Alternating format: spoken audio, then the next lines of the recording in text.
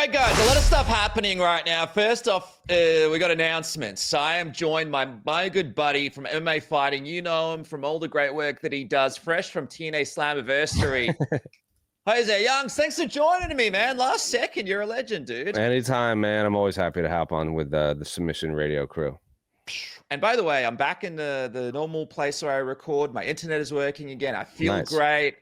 I feel very ready to talk about all these announcements. And of course, for everybody out there right now, jump on, follow Jose on social media, follow MMA Fighting. It's all happening there as well. As we prepare for some fun fights to come our way, we're going to talk about all of the big announcements. But the first one I want to get to is, and let me bring up this MMA Fighting graphic, this beautiful graphic that Jose created. The big dog himself, Tom Aspinall, finally has a fight. Have a look at that. Ciryl Gane, UFC 321, October 25th, Abu Dhabi. First things first, Jose, is this what you wanted to see from Tom Aspinall? Like, out of all the options, this is probably it, right? Like, this is the most interesting one? Probably, and it would generate the most interest internationally. Ciryl is in all these Netflix movies now. He's outside of Tom, he's probably the most well-known heavyweight in the UFC right now because he's fought John Jones. He's held the interim title. He's fought Francis Ngannou. It's just by proxy of fighting the big names. He's also like a good-looking dude. He's walks runway at UFC Paris Fashion Week. In terms of who I wanted him to fight, he'd probably be second or third. I really wanted him to fight Jailton Almeida, but I get it. Cyril's the bigger name. At least Jailton is on the card fighting Alexander Volkov in case anything happens. I'm sure he would be the one to step up. Wouldn't have hated the Volkov fight either. I know a lot of people, including some people at the UFC, think Volkov beat Ciryl Gane in their last fight, but Tom kind of ran through Volkov already. So I just wanted a fresh matchup. I really didn't care who it was. I wanted three things. I wanted Tom to be healthy. I wanted Tom to fight. I wanted a fresh matchup. So we got all three of those. So I can't complain. We got all three of those. Now, Ciryl Gane, dude, he shat the bed against John Jones. He came out there at the moment. It was too much for him. And by the way, like, this is a guy that's not as experienced in MMA. Like, we've seen him, like the Francis Ngannou fight. You could just tell, like, the guy just wasn't ready for it. But if you have a look at his record, like, I just want to remind people at home about some of the stuff he has been able to do. Obviously, he's been able to basically, get a couple of wins, which is good, so he's not coming off losses. Like you mentioned, that's kind of the split decision against Volkov, it is what it is. But he's been able to get a couple of wins. He couldn't get it done against Francis Ngannou. He beat a very, very game Tai Tuivasa, probably one of the most game versions of Tai. Beat Derek Lewis, obviously the other Volkov, Vern Rosenstruck, JDS. He was able to beat him. He's been able to sort of put on a bit of a performance. But again, like, just even going back to this, the start of his career was 2018. He's been out doing movies. Tom Aspinall came on this program, told me and Casper that his new name for Ciryl Gane is a thespian. He calls him a thespian because he chose to be an actor, right? Rather than a fighter.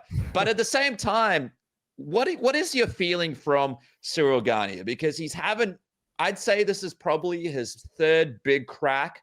First one was against Gane. Second one was against Jones. Now he's having a third crack. This is more than most fighters get, right? Like, the third crack at glory. What do you think he's been doing in his downtime? Like, we've seen some gym videos of him trying to, like, get his wrestling game up, his grappling game up. Do you think there's a chance we might see a dangerous, maybe potentially the most dangerous version of Gane going into this Tom Aspinall fight? It's an interesting question because I think even before he fought Francis Ngannou, he had that wicked fight against Derek Lewis who kind of ran over him. And, that fight was kind of slapped together last minute because they needed because that was an interim heavyweight fight that headlined a pay-per-view because Francis had just fought in a handful of months early. So that was kind of, it was a weird situation. And people forget before that, the Volkov fight, the main event, the main event, and then the main event against Jiri were not barn burners. Like, he just kind of technically pieced them up from the outside. And before that, the JDS fight, I remember there was some controversy. I think it was that one because I get that one and his knockout loss to Jiri confused, where I think JDS was complaining again to like a blow to the back of the head. So he's beating the guys he should, but he wasn't blowing them away. And for a long time, I think we thought he was this perfect heavyweight because he was knocking guys out. He was winning by heel hook. He was winning by like what we're talking about. Tom Aspinall now, we were having the same conversations about Cyril Gane like just a handful of years ago. And then Francis Ngannou out wrestled him. And then John Jones made it seem like he didn't belong in MMA. He looked great against Sergey Spivak, and he looked great against, I think, even though he lost, I think that's the best Tai Tuivasa we've ever seen against Cyril Gane. That fight was unbelievable. So until the last handful of years, it felt like Cyril headlined every few months. Like, you need an Apex card, you need a fight night, Cyril Gane can do it. And then he took a step back. I think after he beat Tuivasa or Spivak or one of them, Tom was there, cage side, and he's like, I want to fight Cyril next. And Cyril was like, no, I want to fight for the title now. And then it just didn't happen, and then Tom got hurt. So I don't know, because the Cyril that fought Volkov did not look like either Volkov patched all the holes in his game that he got from the first Cyril fight, and hopefully Cyril changed up a bit. I know he came out a little bit injured. I'm just hoping someone needs to get Tom into the second, third round. Tom himself has said it, and I'm just hoping Cyril can show up and at least put on any sort of performance. Yeah, just have a look at this footage here. This was from about 5 weeks ago. It sounds like he's been taking his grappling seriously. Good. Obviously, like, this is what you want to see from Gane, right? Like, obviously he's not amazing, but at least he's in there with someone. These are just highlights. So I'm sure he probably got destroyed a bunch of times by a bunch of guys in the gym, but you want to see him in there grinding, because whenever I speak to Cyril Gane, he always talks about the fact that he's more of a kickboxer. He's kind of new to the sport, and it didn't seem like he really took other parts of the game that seriously, because he just thought he could get by on his kickboxing. But Tom Aspinall, dude, you mentioned like going out of the first round. You imagine in the first round, Aspinall starts standing. They have to start standing, obviously. But how long would it honestly take Tom to shoot in, take Gane down? Like, he's not there to stand around with Gane and put on a few rounds. Like, this guy's going to go straight for his legs and see. And by the way, Tom Aspinall, one of the most active ground fighters. Oh, yeah. As well. It's like the second he gets you down, it's attack. It's step 1, step 2, step 3. Like, if nothing's there, he goes to step, like, arm bar. Doesn't have the arm bar. Goes to the arm triangle. No arm triangle, can go for the knee bar, whatever. Like, Tom Aspinall is very much goes through the process pretty perfectly.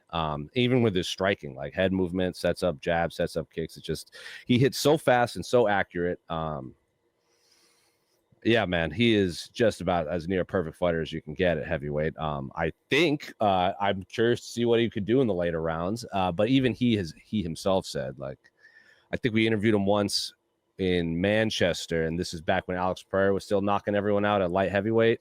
And someone asked him, like, oh, would you want to like stand against Alex Pereira and show him that he doesn't belong in heavyweight? He's like, no, I just run at him and tackle him. So it's like Tom Aspinall knows the path. He's not one to prove a point. He's past the victory. So yes, I agree with you. In the first minute or so, the second he sees a leg, he's snatching that thing quickly.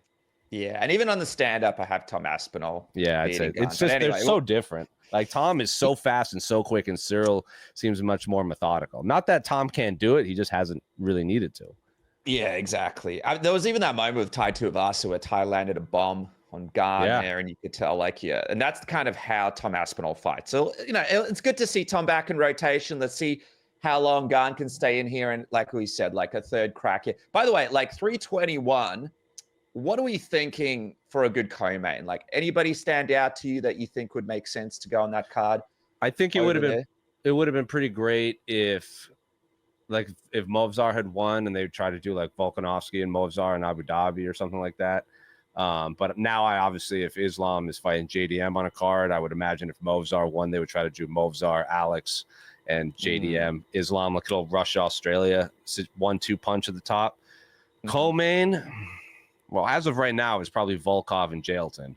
I think that's a pretty good co-main event as it is. But if they want to stack the double title fight, Merab, I thought Merab would be a good one, but he's obviously I'm sure we'll get into that. He's fighting the pay-per-view before.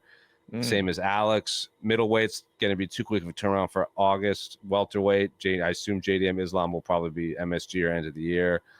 Lightweight, I don't think Ilias will ever be a co-main event ever again. Volk's probably not ready to go.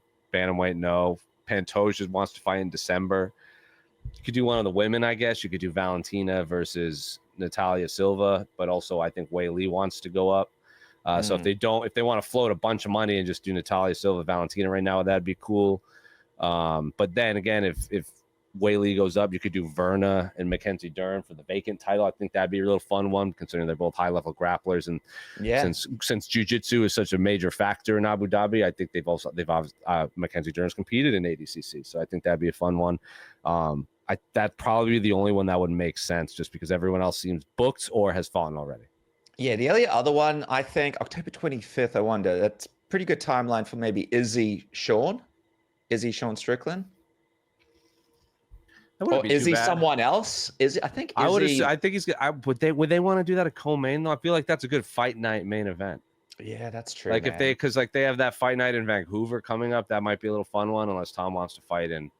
Because also Tom, let's not forget, the first time they fought was in Vegas, and then since then Sean Strickland has fought in Australia, Newark, Australia twice, Newark, and Toronto, and he's a Vegas boy. Like, I bet they try to, if they do book that fight, I bet they try to stick it on the December pay-per-view or maybe that October pay-per-view.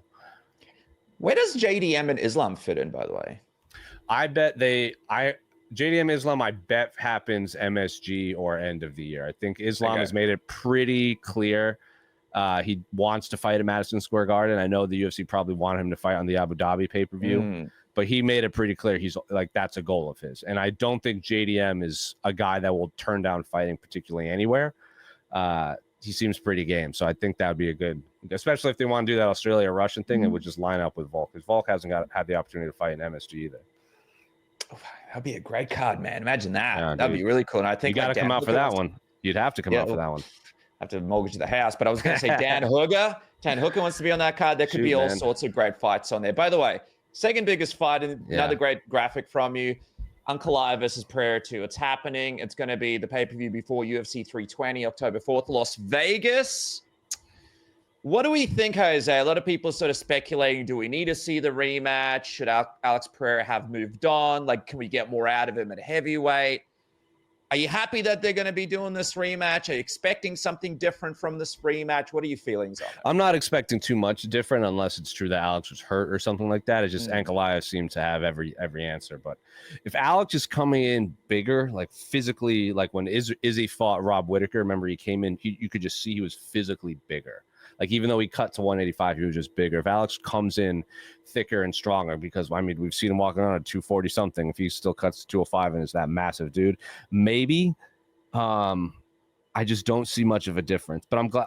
If they're not going to give it to Jiri, and I know Carlos Ulberg deserves it, because Carlos Ulberg would be the next man up. I just think he needs one more win to really convince the masses, because like beating Jan is cool, but it wasn't that great of a fight. If he had one out there and just knocked him out, then it would be a different story. But I just think Ulberg needs one more win to get a title shot, because if it wasn't going to be the Pereira rematch, Jiri Prochazka was the one to do. Ankalaev and Jiri had been talking all that shit online already, or at least someone with Ankalaev's Twitter. And then Jiri seems more than happy to oblige once he finished university. If it's not going to be Jiri, then it has to be Alex. And I'm happy. Alex is one of the three biggest stars in the UFC in terms of like at least semi-crossed. It's like him, Ilya, and even Sean O'Malley. So yeah, it's got to be him. Get that, squeeze as much juice out of a guy as you can until he can no longer fight for the title. All right, so let's say he loses again in the same fashion to Ankalaev. What does this do to Alex Pereira? Is he still? Do we then move him to heavyweight? I wouldn't hate it. I mean, you could probably find new life. Because if in this hypothetical world, let's say Tom in this world beats Cyril, because anything can happen in heavyweight. Who's left for Tom to fight? He's already beat Volkov. He's already beat. Like, if Jailton beats Volkov, that's the fight. But if Volkov beats Jailton, Tom's not going to say no. But do you think they want to put Volkov in a heavyweight fight or Alex Pereira in a heavyweight fight? I feel like the UFC is going to want to make money and stick Alex Pereira in a heavyweight fight. Because if Alex somehow beats Tom Aspinall, there's your Alex Pereira versus John Jones in the UFC White House. There you go. John gets both of his wishes. He gets to fight for a belt, he gets to fight Alex, and he gets to fight in the White House. And I say this not knowing anything, because obviously anything can happen, but the UFC is going to be one of those things where no matter what division he's in, they're going to try and slot him into a title shot because he's a popular star. Dude, I'll tell you what, having Alex Pereira in the heavyweight division for the UFC, not a bad little Sick. way to get John Jones and back into rotation. You could set up like a Gane fight with Alex Pereira, even if he loses. And let's say Cyril Gane wins, man. Then there'll be some interesting opportunities there as well. Let's just quickly. So you mentioned it, like Jiri, right? He's going to be on the same card here against Khalil. This is a pretty sick fight. Sick fight, right? So fight. But I don't understand. Okay, so it's cool to have them on the same card during a time though where we're struggling for like main events or fight nights and stuff. Sometimes I don't understand how the UFC books stuff. Like you could technically have this fight at a different time, build towards, whatever, but they wanted to do it all on the same card. More power to them. What do you think, man? Like when you think of this Jiri Khalil matchup, it's going to be like a car wreck. It's going to be insane. It's going to be, unless the Khalil that shows up against Jamal shows up and is like much more tech. I take that back. Jiri will not allow that to happen. Yuri's going to come in like a bat out of hell. Like you can try to be as technical as you want. The second Jiri starts throwing elbows and fists at you, it's going to be a different story. It should be, especially in a 3-round fight. You don't have to conserve energy. That's going to be a bananas fight. It's going to be like you're taking a hammer and a wrench and throw it into a blender and to turn it on. Something crazy is going to happen. Whoa, man. So, all right. So this is going to, all right. So Olberg, he's probably going to have to fight Dominic Reyes now. I'd say. I like that fight. Yeah, he's probably out of rotation. This will definitely be the winner who fights Ankalaev next. And how about this? Merab versus Cory as well on the same card. This is actually a pretty sick pay-per-view. These guys have put together a very interesting pay-per-view during a time where there's not that many fights to put together. We were talking on one of the lives with Josh Thompson, and he was saying that there was this story of the PFL looking to do a trade for Ditcheva and Merab at one point. So the UFC get Ditcheva, they get Merab. Crazy. Yeah, apparently there was some real fire behind that. But now, obviously, Merab, one of the most dominant champions in the UFC right now, so they probably want to hold on to him. What do you make of this fight being on the same card as all these guys, man? It's pretty I'm wild. glad that Cory and Merab will get the shine from it because Merab has headlines the pay-per-view, the biggest card in the sphere, and then he fights in that co-main event in one of the best fights of the year against Umar, and then he gets the shine again on Sean O'Malley. It just seems like this fight card, it's not at the sphere, it's not Sean O'Malley, but it's the main event will bring eyeballs. And the fight before them will bring eyeballs. I think this is a perfect slot for both of these guys to gain more fans because this division is red hot right now. It's one of if not the best divisions in all of not just MMA, but even boxing. Like the 130, like the upper 30 weight class is just electric right now. So if Merab is really the king and he beats Cory, if some of the other guys will probably be on similar time frames with them. I think perfect timing, perfect fight. Merab also finally gets to fight in Las Vegas again in the T-Mobile. I love it. I think it is a great opportunity for both people because unfortunately, I don't think Merab Cory would have headlined a pay-per-view. As sick of a fight as that is, it seems like Merab needs a Sean O'Malley opposite him to bring the eyeballs in or the sphere. Like he could have fought anyone in the sphere, would have done anything. Umar was a sick fight. Umar was a sick fight, but you needed Islam in the main event. That wasn't selling pay-per-views just like this. I think it's a great slot. How much of a shot are we giving Cory here? Because I guess the thing with Cory that I like is he's dangerous in transitions. Yeah. We saw like what he was able to do with Figueiredo in transition. I feel like he's improved. I feel like he's more interesting. I feel like before we didn't get that personality. Now he's doing all these crazy videos with Oscar Willis, all the stuff on his channel. He's kind of like a funny guy. He's poised to be in a position of success here if he wins. Like I feel like he's in a position where he could actually like be quite a popular, interesting champion. Do you think skill-wise he's ready for this Merab thing? I think that Cory is one of the best bantamweights in the world, and I think he's been one of the best 2-3 bantamweights on planet Earth for a very long time. I think the Petr Yan fight, when they fought in Abu Dhabi, that was my pick for fight of the year, and that was the same year. I think that was most people picked Gaethje Chandler. But in terms of just pure martial arts, I don't think it gets better than Petr Yan, Cory Sandhagen. That's one of the best fights you'll ever see. I think Petr Yan was clicking that whole card. the whole fight. And let's not forget, Cory was not supposed to fight Petr Yan because Petr Yan had just lost to Aljamain. Aljamain wasn't healthy and was kind of thrown together very last minute. And then he lost to TJ Dillashaw in a fight that a lot of people scored for Cory Sandhagen. And then he had the balls to go fight Umar out in, was that Abu Dhabi? And then no one was beating Aljamain Sterling. When Aljamain Sterling choked him out, you could have put anyone opposite Aljamain Sterling. He was going to beat him. I think Cory is one of the best fighters in the world. I think Merab poses a very unique skill set with his cardio, can just for days and days and days. Cory trains up in altitude in Denver. He's going to have Trevor Whitman with him. I think this is, outside of an Umar rematch, probably the most intriguing fight that Merab could have, because that 50-50 position that Cory Sandhagen got Figueiredo in is no joke. That thing will wreck your knees. So, yeah, it's going to be interesting. Tougher matchup there than Sean O'Malley. With all respect to Sean, because he's got the power.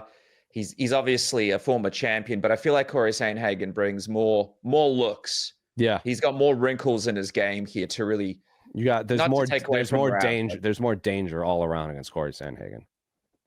And you know what's going to be interesting? If Cory does get it done, like, I'm just going to bring up the rankings here for a second, because it's going to make things very interesting. Like, for example, if Merab wins, let's say it's another classic Merab performance. Is there someone here that you want to see have another crack? Like, I know Petr Yan's going to be fighting this weekend against McGee. Not exactly like the highest ranked guy, but again, like, do we want to see these guys match up again? Do you think Petr Yan gets Merab next, say he wins? I think if Petr Yan goes out there and knocks out Marcus McGee in like the first couple, or he just dominates him like he did Figueiredo, I assume that's what, and assuming Merab wins, I think that's what they'll do, because Merab, the best ability is availability, and the UFC has proven that if you help them out in a jam, they'll help you out in a jam, because Petr Yan probably should not be fighting Marcus McGee. He's probably ranked like 12, 13. Yeah, he's right there at 12. Yeah. Shouldn't be fighting him. And he told me, he came on this program. He said, like, I just want to fight, and I'm not going to wait for Umar till the end of the year, and they're not keeping me busy. And the UFC likes that. The UFC will understand that. And I'm not saying that he'll skip the queue or anything, because also he's ranked third. Umar's not ready to go. Merab's beating Sean O'Malley twice. So process of elimination, Petr Yan is next. So I think that's a really fun fight. Figueiredo, no. Marlon Fares, Cheeto's a little banged up right now. And then I guess you could do Mario. He's been on a bit of a run. But I feel like Mario needs another, like, Mario, I agree, it doesn't get enough credit, but for some reason fans just aren't big on him because of some of the stuff in the past. Yeah. And then the UFC don't like him. Not even giving him post-fight interviews. I feel bad for the guy. One more win, I think. Yeah. And do it for him. I think if he fought Cejudo next, or he finally got the Cheeto fight, if he pieced those, or if the Figueiredo, or honestly Mario Batista Song Yadong would be kind of a sick fight. Like, both those guys are very heavy-handed. Like, sick fight. I agree. You get one of those guys out there, it's right there. And then, but again, like, if Patchy Mix goes out there and chokes someone's out in the next couple months, like, I bet they could try to slot him into a number one contender fight too. Yeah, and who's Umar going to fight next? I wonder as well.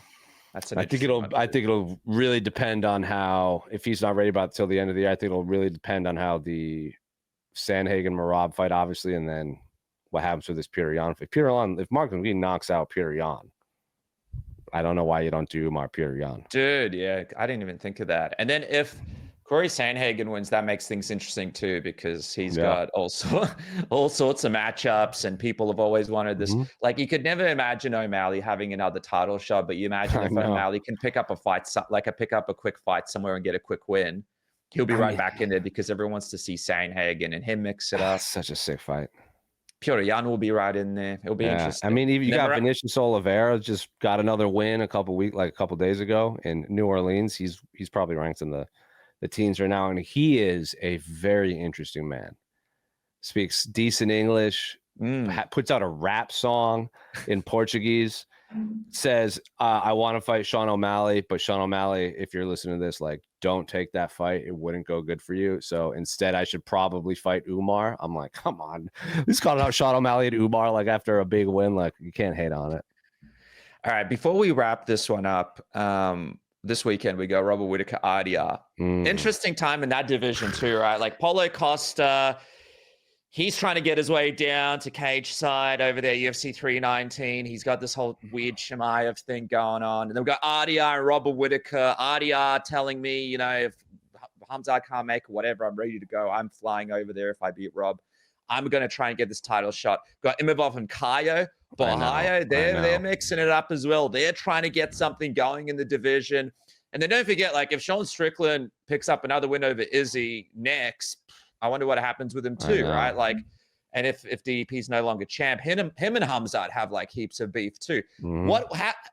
How are you booking this next contender? Like, if RDR does go out here beating Robert Whittaker in a dominant fashion, can he slot himself in this next shot? I bet if RDR wins, I bet he could weigh in as a backup. If he comes out, if he does to Robert Whittaker what he did to Bo Nickel, I bet he weighs in as the backup in Chicago. And if anyone is stepping on short notice, it'll probably be him. Meritocracy wise, you would have to give it to the winner of Carvalho and Imavov, because they've been on wins. They've beaten former title champions and former contenders. They've been in main events, co-main events before.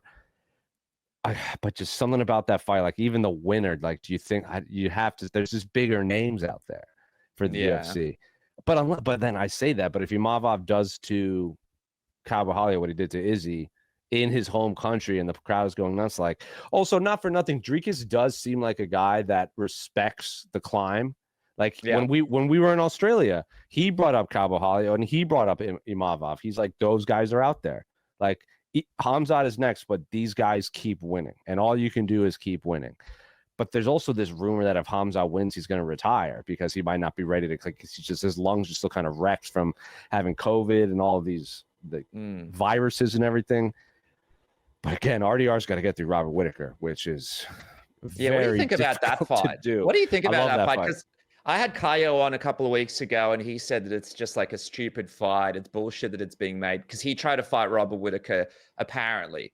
Robert Whittaker's management said this isn't true, came out and responded to it. But he's like, why would a guy that just beat Bo Nickel get a chance to fight Robert Whittaker? But at the same time, like, RDR, he's so experienced, former champion. Yeah. He's trained with both DDP and Hamzat too. Like, he's very experienced. I feel like... Like, it's hard to just say he's not gonna, like, you got to give him a shot here against Robert Whittaker. You 100%. Like, he's the only guys he's lost to are Anatoly, who probably would have a real difficult time with the UFC's random anti-doping stuff going on. And let's not forget, Anatoly, one of them was a middleweight, one of them was a light heavyweight. Anatoly's basically a heavyweight who fought Rug. So it's just a totally different thing, totally different scenario. And you just, like I said before, you have to strike while the iron is hot. Like, Bo Nickel is one of the most talked about fighters on the entire UFC roster. You beat him, you're not just going to throw him into a random fight on a random fight night on like the main card. RDR has never been more talked about, and unfortunately, because he's had a lot of great wins and won, and for a long time we thought he was one of the best fighters outside the UFC. All it took was him beating Bo Nickel to all of a sudden become the topic of conversation. You have to strike while the iron is hot. If RDR goes in there and stops Robert Whittaker, he beats two of the most not just popular, but like, Bo Nickel creates headlines, Robert Whittaker creates headlines. You beat both of them, you have to give him either a number one contender fight or a title shot, and I don't think either one is the wrong answer. Yeah, man, it's good for the UFC. This is great. You got so many game guys in the division. Just quickly having a look at Rob's record, right? Like, for the longest amount of time, he's the guy that fought the very best guys, even before he was champion. Like, his run to the championship was ridiculous. He started off with Clint Hester, which was actually a pretty tough fight for him. Yeah, People thought he was going to lose that. Brad Tavares, he beat that guy, but that's like when Brad Tavares was a bad boy. Uriah Hall. Even Rafael here, it was actually a pretty tough matchup at the time that he took it. Derek Brunson, this was like, and Derek actually caught him at the start of this fight, but Derek Brunson was supposed to be the future I remember, of the division. Wasn't that was when Derek Brunson had like, what, X amount of knockouts in a row? And if he had knocked out Robert Whittaker, it would have like tied Chuck Liddell. So Derek Brunson basically just ran at Robert Whittaker, and Robert Whittaker kicked him in the face. Dude, it was one of the loudest experiences I've had, because we were there live and the crowd just went absolutely crazy. Jacare, when Rob beat him as well, was supposed to be the next big thing. And then he had to fight Yoel Romero my God. twice, back to back.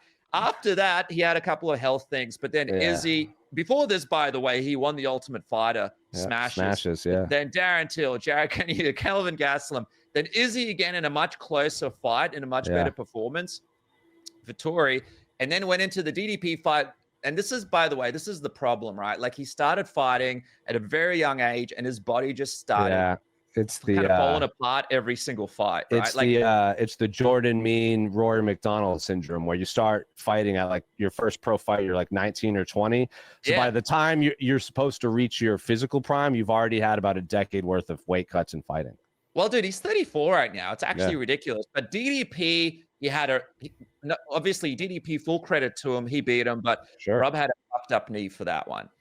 Paulo Costa, I think he was in pretty decent shape, but even this Ikram fight, remember he was supposed to have like an emergency dental procedure, like he had to, and then Hamzat, there was this other dental thing where he had the teeth, right? And the teeth were already cooked before then. And again, full credit to Hamzat for that one. But if you go back and you have a look at Rob's teeth down the bottom there, you could tell like he had a tooth missing and they were kind of banged up. So, and it's not like Rob to get anything fixed. But anyway, 34 here. I feel like for Robert Whittaker, this is a must win. He wants to get another title shot. He's looking at retirement of 4 or 5 fights. Mm-hmm. But yeah, man, I don't know. Like, what kind of Robert Whittaker will we get here? If I don't know. Robert Whittaker, what does that look like? The Robert Whittakers that fought Yoel Romero and Izzy and Kelvin and Jared and everything, like that's one of the best middleweights in the world. Like he can beat anyone. Like he was very close to beating Izzy that second time. I was right there, and that was about as that could have been 5-0 Izzy, but every round was razor thin. That was the closest unanimous decision you can get. Dricus fucked up knee. Hamzat is Hamzat. If he got out of the first round, it would have been an interesting story. If the Robert Whittaker that showed up against Paolo and Marvin shows up, I think it's gonna be a tough night for RDR. RDR is very good, but RDR also seemed to have a bit of an issue for a while with Gerald Mearshart. And Robert Whittaker is, I love you, Gerald. If you watch this, I love you. You've always been nice to me. Robert Whittaker is very good at MMA. Very good at fist fighting. So it's going to be, and RDR is also 34, and he's fought in a bunch of different weight classes too. So yeah, so it's going to be great fight. And I told RDR, I go, what do you think about the first round? Because Rob is susceptible in the first round, right? Like he always runs at people, and he always like gets caught, and then he'll slow things down and come back. But lately he hasn't been able to, and he's just going like, I don't know if it's the first round, but I want to test his grappling. I want to do this. I want to do that. I was like, dude, Rob's not a bad grappler. Like, no, it's not. Hope you're coming in with the right game plan. And I'm glad we finally have like a very elite grappler at the top of, not like a wrestler. Like Joel was a wrestler, Dricus can wrestle, Hamzat can wrestle, but like there's a difference between like pressure, violent wrestling and just like slick jiu-jitsu. And I'm very glad we have like a very high level jiu-jitsu person at the top of the middleweight division right now. Can I just say as well, if Rob wins and Sean wins, I don't know how it lines up, but I'd love to see those guys fight each other before it's all said and done. Don't you think? Like, isn't that a fun fight there? 5 rounds. 5 rounds. Like somewhere. Very, very slick striking. Very slick boxing, very slick striking. Sean Strickland obviously has his hearing with the Nevada Athletic Commission coming up because he fought that dude after his teammate. He might get a little bit of a suspension, but yeah, if at some point I need to see that fight. At some point I need to see that. If it wasn't going to be Izzy, I wanted Robert Whittaker to fight Strickland because Strickland's called Robert Whittaker a can. There's heat there. He's already won in Australia a few times. Stick it in Vegas, stick it in Vancouver, stick it wherever you want. But yeah, that fight needs to happen. Yeah, and you know what's funny?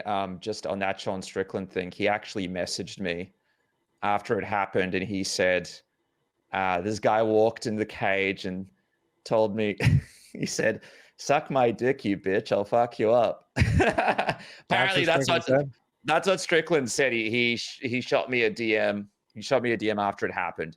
And anyway, wrote some other stuff in there that I'm not going to repeat. But yeah, that's a crazy thing to say to Sean Strickland. I'll tell you that much. I mean, the guy's a cop as well. He's a cop, yeah. Anyway, and shout out to Mike Heck, who got an interview with him right after. And Yeah, that was to cool. his credit, the guy was like, I don't want Sean Strickland to be suspended or fined. Like, let's just move on. So good on you. And to his credit, I think he's like, hey, this is my opportunity, but let's not. He's like, the guy's cool and all this kind of stuff. Sure. All right. For those who are Submission Radio members, you guys can hit the join now button just below.